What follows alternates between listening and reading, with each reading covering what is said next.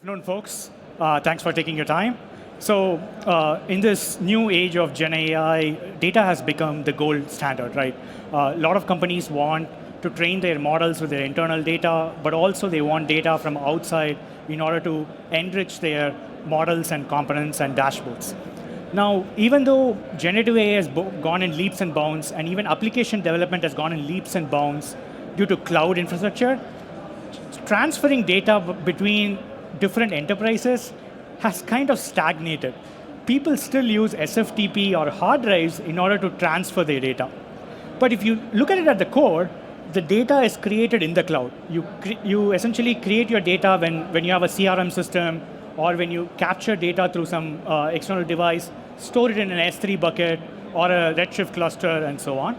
And then people who consume also consume it in the cloud. They use Athena to get insights out of it or build quick site dashboards.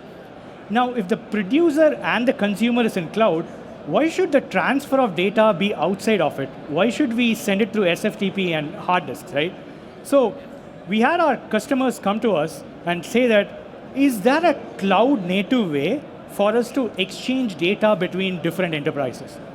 How can I simplify this? How can I make it more secure? How can I make it more reliable? With all of this in mind, AWS released AWS Data Exchange in 2019, and we have Diego to talk more about AWS Data Exchange. Thank you, Chido.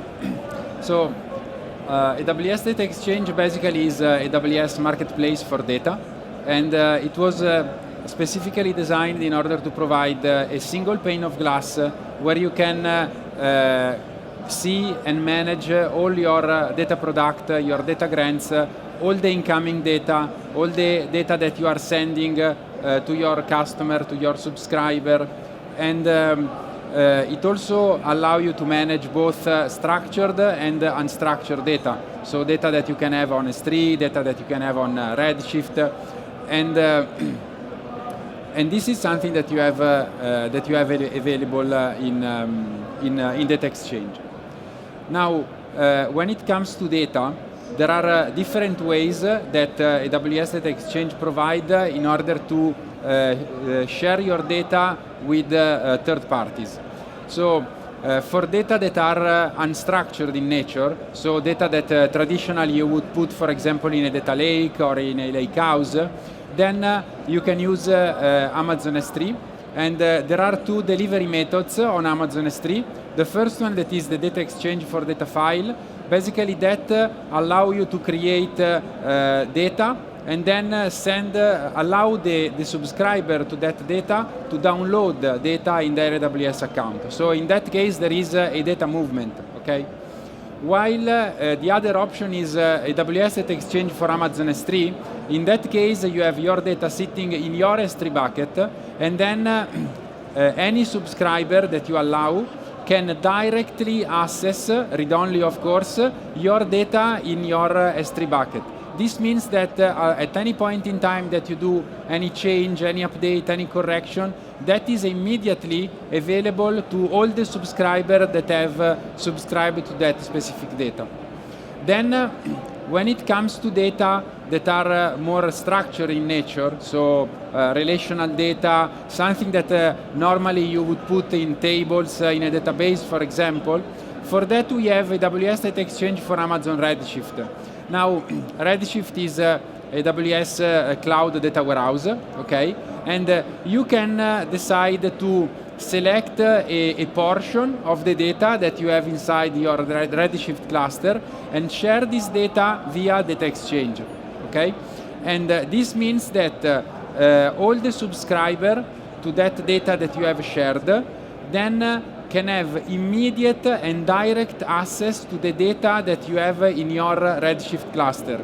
And this also allows, as we have seen with Data Exchange for Amazon S3, that as soon as you do any change to that data, that change is immediately available to all the subscribers of that specific data set, okay?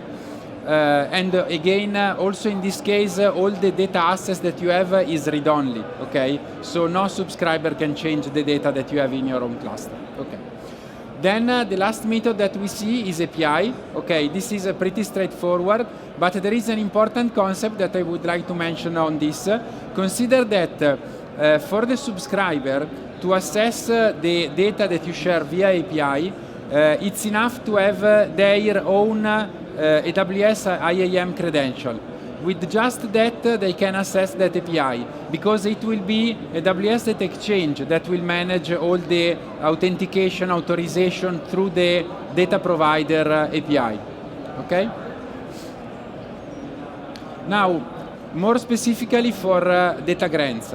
The important thing to consider with data grants is that anyone with an AWS account can create, send, and receive data grants. Okay, so anyone with an AWS account can use any of the delivery method that we have seen, S3, Redshift API, create a data grant, and then grant access to that data to any third party that they want. Okay, as soon as the third party accept the grant, they have immediate access to the live data that are shared, and they can get started immediately analyzing that data, and they can choose if they want to use AWS first party or third party ISV familiar tool for analytics, machine learning, generative AI, BI, dashboarding, any familiar tool that they want, they can use to analyze that data.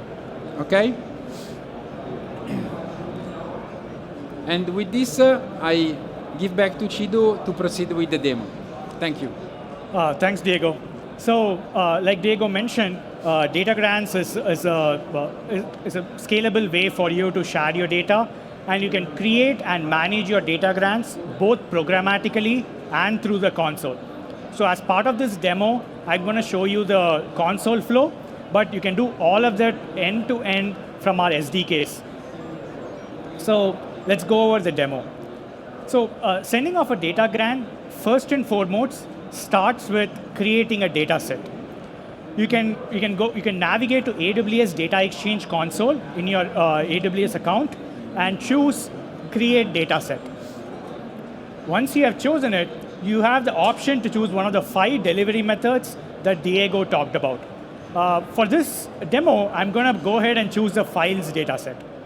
Once I have chosen it, I can define a name for this data set and provide description of what this data set is going to represent. Now, for example, I'm going to share the data of my customer registry with another ISV or another supplier to go ahead and do churn prediction, right? So that is a use case that we have. So I'm going to go ahead and name my data set and add a description. And once that is done, I can now add assets to this data set. I'm going to go ahead and click Import from Amazon S3, and then I'm going to select all the files that I want to share as part of this data set. Now, once it is all imported, you can view them in the imported assets screen of our console. When it comes to programmatic way of creating it, you can poll our job to know when the job has succeeded or not. So once the data is loaded into the data set, you can click Next, and then you can review all the details regarding this data set. And after confirming, you can go ahead and click on Finalize Data Set. Now, this particular flow will depending on the delivery method. If it's Redshift, you will be choosing the Redshift data share that you created. If it's API, it will be the API gateway that you selected, and so on. So depending on the delivery method, what you choose as an asset differs. So okay, you have done the first part. You have created a data set. What's the next part? The next part is creating a data grant. So you go ahead and click Send Data Grants, and then go to Create Data Grants. Once you create a data grant, you can choose a data set that you own, which is essentially what you created. You can choose any one of them and then go for it. Now, what this really means is that you can create one data set and send it to many people through data grants, right? You can maybe send it to one customer for 12 months access, for another customer for just 3 months access. So you can reuse the data set as data grant is just an abstraction above this data set level. And those of you who are interested in monetizing, you can actually use the same data set in creating what we call data products, which can be listed in AWS Marketplace. So once you have chosen the data set, you can add the data grant name, a description, and then you can also provide the receiver details. So the receiver details are essentially AWS account numbers of the customers that you want to send it to. You can go ahead and provide the 12-digit AWS account ID of a customer, and then provide the time in which they can access this data. You can provide them access forever with no expiration date, or you can provide them access to a specific date. What this means is that your customers, after this particular date, will lose complete access to this data. You need not worry about maintaining IAM policies, removing their account number from cross-account access from your S3 bucket, Redshift data share, nothing like that. AWS manages all of this for you. All you have to give is, okay, who do I want to send it to? What is their address? AWS account ID. How long they need to get access? You give them the time. And then we have the option to enable distribution or not. This comes into play when your customers have organizations and multiple AWS accounts. If you allow distribution, then your customers can share this data along with their member accounts in their organizations. If not, it is extended only to the account that you extend to. So you have the complete control on whether you want your customers to distribute your grants or not. So once that is done, you have the ability to review all the details of your grant, and then click Create and Send Data Grant. So once this is created and sent, within a couple of minutes, the customer can find their data grants in their received data grants section of AWS Data Exchange. So they can go ahead and accept the data grant so that they can get access to their data. So they can choose the data grant that they received, click Accept Data Grant, and then now they will have access to the underlying data through our entitled data set. Now, what is really important here is that all of these things that I showed you right from the console can be done from the SDKs, right from creating to accepting. All of this is possible. You can also create event bridge notifications whenever a new grant comes in, and if there are updates to your existing data product and more. So, like I also mentioned, in addition to data grants, Data Exchange also has the ability to expose your data sets as data products. Like AWS Marketplace is one of the premier channels for a lot of ISVs to sell their software. Now it's also one of the premier places to sell your data. So if you're taking a photo or a video, I'll strongly suggest to take this slide. This has all the resources, the documentation, the links to our labs that you can try it out on your own at your own AWS accounts in your own time, and explore the features of AWS Data Exchange, data sets, and data grants. With this, we're also happy to take questions from you to go over any specific use cases you have or anything you're interested to learn about. All right, if that's it, we are good, folks. Thanks for joining in. You have been a wonderful crowd. Again, take a picture of this one, if any, and then we'll go ahead. Thank you. Have a good day. Thank you.